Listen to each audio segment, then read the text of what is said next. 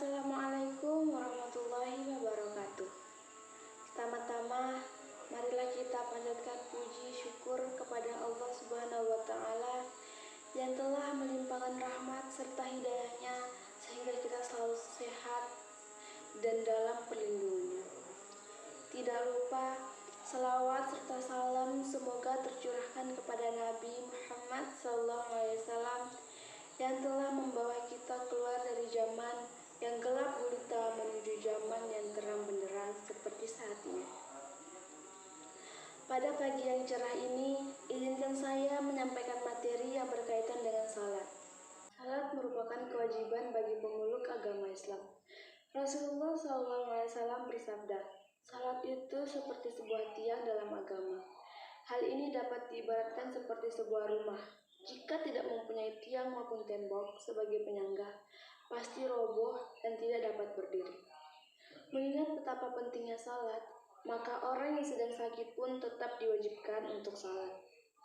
Apabila tidak mampu berdiri, bisa sembari duduk atau tiduran sesuai dengan ketentuan yang telah diatur. Rasulullah SAW pernah berkata, kalau manusia mengetahui betapa besarnya pahala salat subuh dan asar, maka setiap orang akan mendatanginya, walaupun harus merangkak. Hal ini menjadi bukti begitu besarnya pahala dari mengerjakan salat. Salat tidak hanya menjadi suatu kewajiban saja, melainkan juga sebagai bukti keimanan seseorang kepada Allah Subhanahu wa Ta'ala. Di dalam Quran surat Al-Ma'un, Allah Subhanahu wa Ta'ala berfirman, A'udzu billahi minasy syaithanir rajim. Bismillahirrahmanirrahim.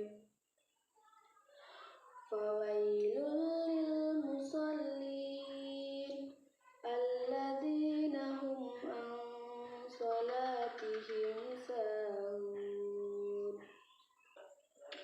Yang artinya, maka celakalah orang yang salat, yaitu orang-orang yang lalai terhadap salatnya. Quran Surat Al-Ma'un ayat 4-5. Orang-orang yang tidak mengerjakan salat, maka akan celaka dan rugi. Jika salat seseorang baik, maka amalan yang lain pun akan ikut baik.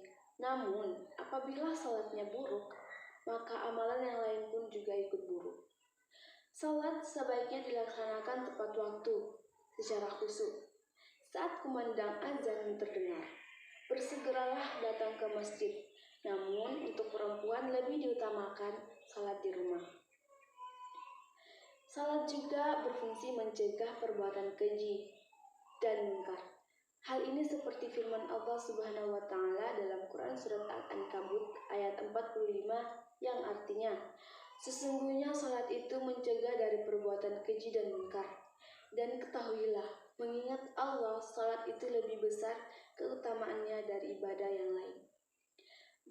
Dengan demikian, seseorang tidak akan melakukan perbuatan dosa seperti mencuri, berzina, melakukan tindakan kekerasan, dan lain-lain sebagainya.